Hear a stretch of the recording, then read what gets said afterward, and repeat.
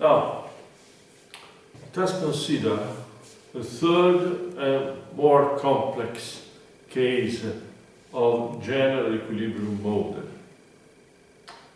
This case, substantially, we shall consider only the productive part of the economy. Suppose that there are a certain number of goods, and goods, say,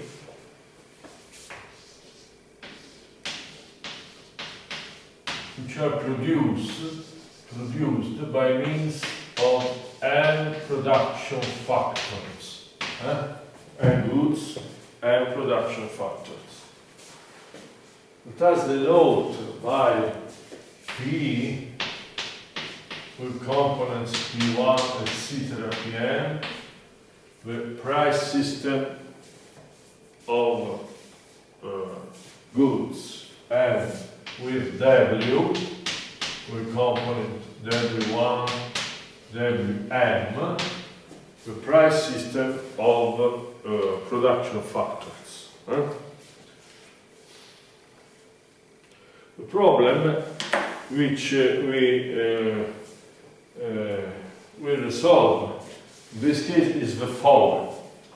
Given the price system of the products, the product price system, determine the price system of factors production which guarantee general economic equilibrium of factor markets. Is it clear? I repeat. Given the products price system P, which is given at a certain level, determine the price system of a different different factors which guarantee equilibrium of every factor market.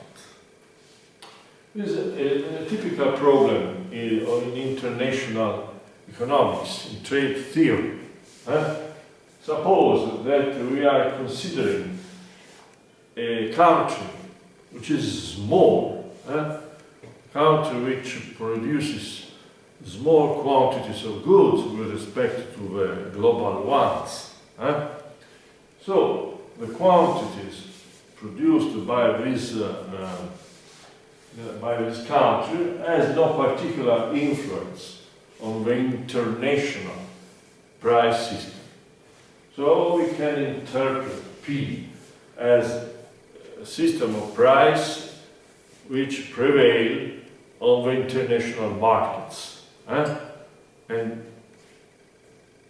this price system is given for our country, because our country is small.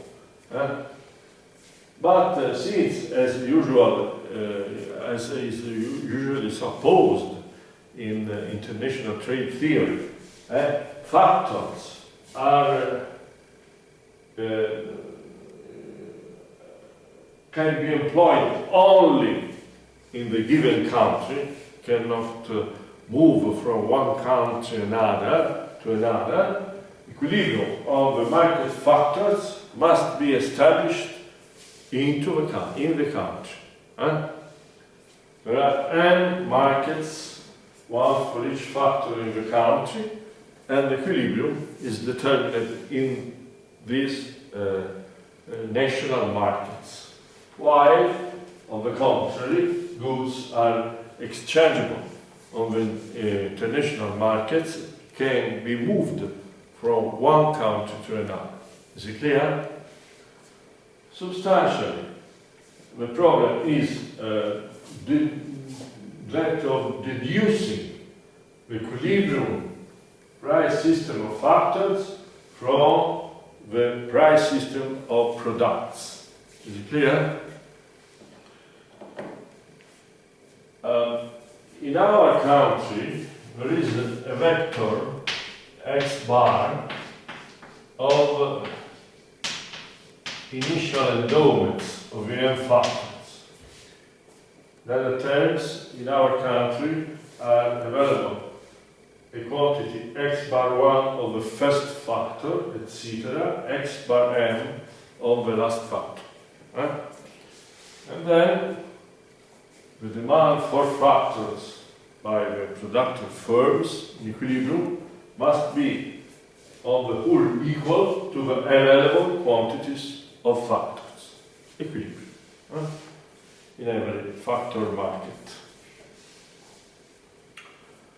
Let us suppose, for the sake of simplicity, that for every good there is only one firm which produces that good. Clearly, it's not very realistic in order to simplify our notation. And denote by Qi the quantity of good I which is produced by this firm. This quantity is equal to Fi of what? Clearly, of the quantity of factors employed by this firm in order to produce good I.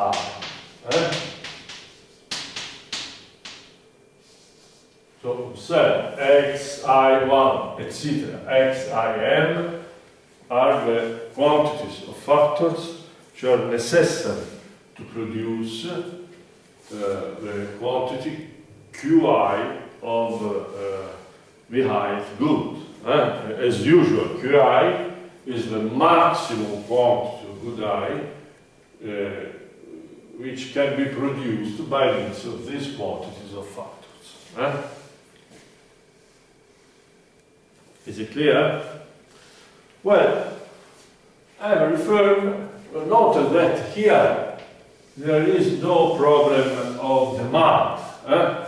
Clearly, our country we demand some quantities of goods on the international markets, but these demands have no influence, as I told you a moment ago, on the international prices. So you can exclude from our attention every problem connected to the structure of demand. But one, factors are unelastically supplied in all their quantities for every possible factor price system. In other terms, factors, contrary to our previous case, have not a consumption use. For example, all my time is supplied as labor time. There are no leisure at all. Clearly, a simplified assumption. Oh well. Each firm maximizes its profit.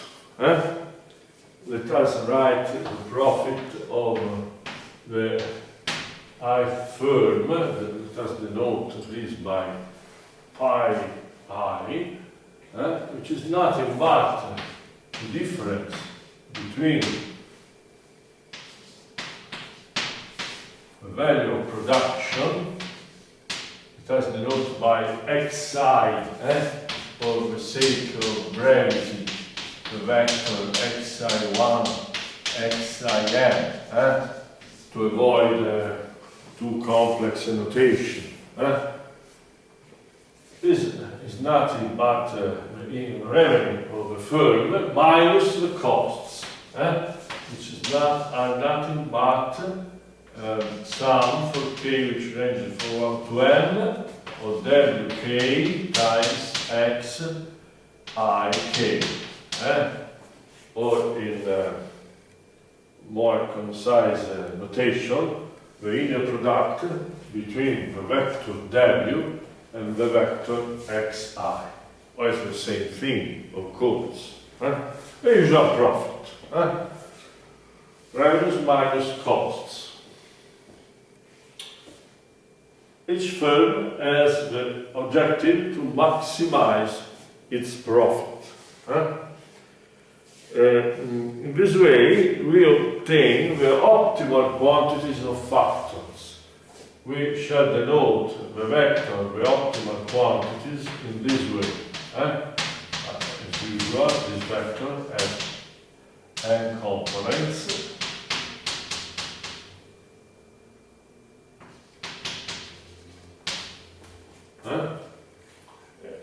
Clearly, these quantities depends on the price system, both of produced commodities and of factors. Is it clear?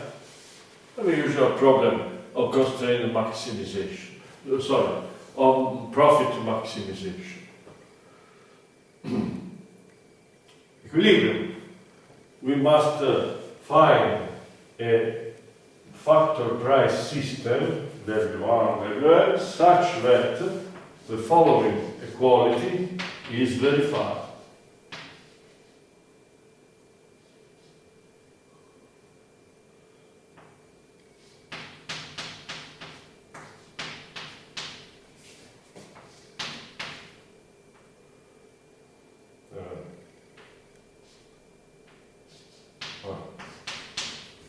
For every k which ranges from 1 to n.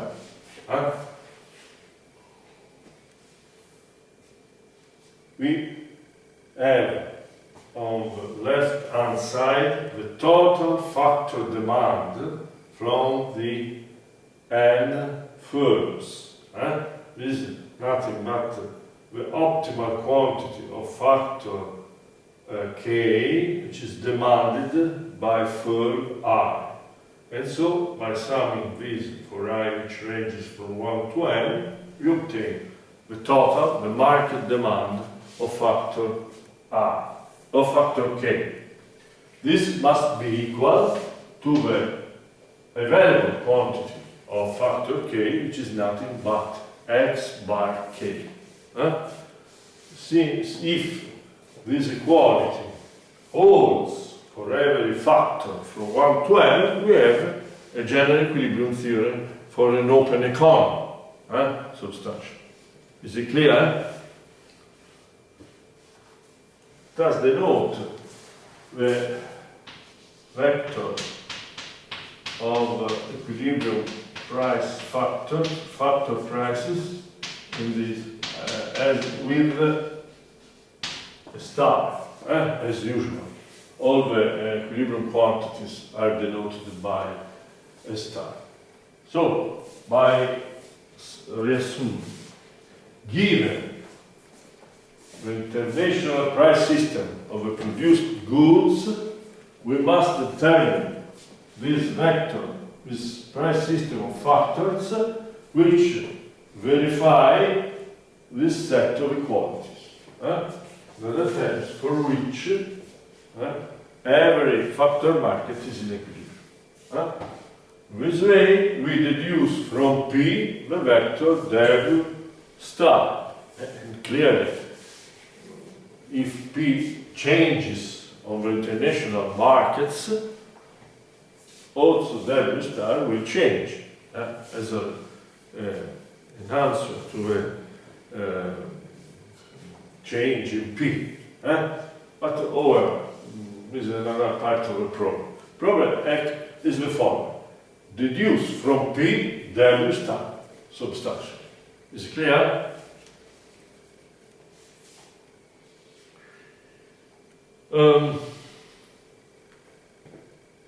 This problem can be more precisely formulated in two different ways.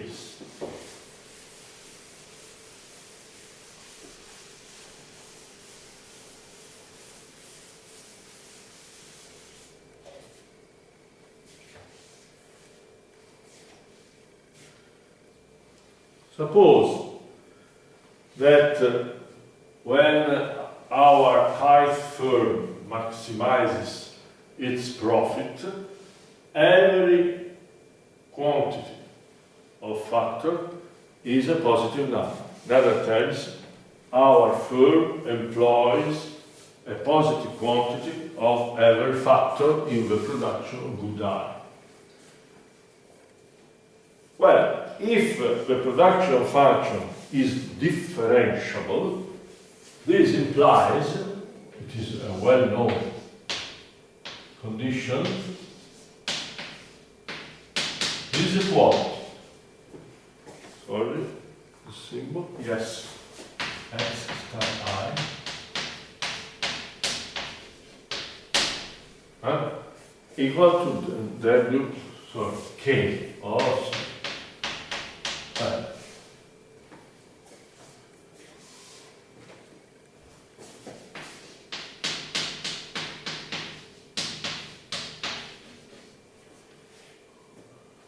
This is a well-known marginal condition for a maximum profit.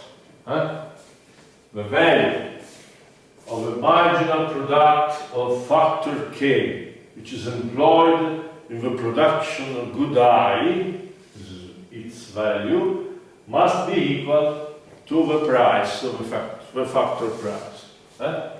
This must hold for every factor.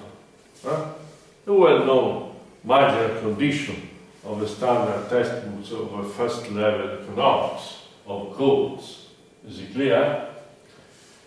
These conditions are necessary in order to have a maximum profit under some particular hypothesis of the production function, quasi-concavity and so on. They are also sufficient in order to guarantee a maximum profit. So you can identify these optimum quantities by resolving this set of this system of equalities. And the other condition is obviously this. I rewrite it. The total demand of every factor must be equal to the available quantity of that factor.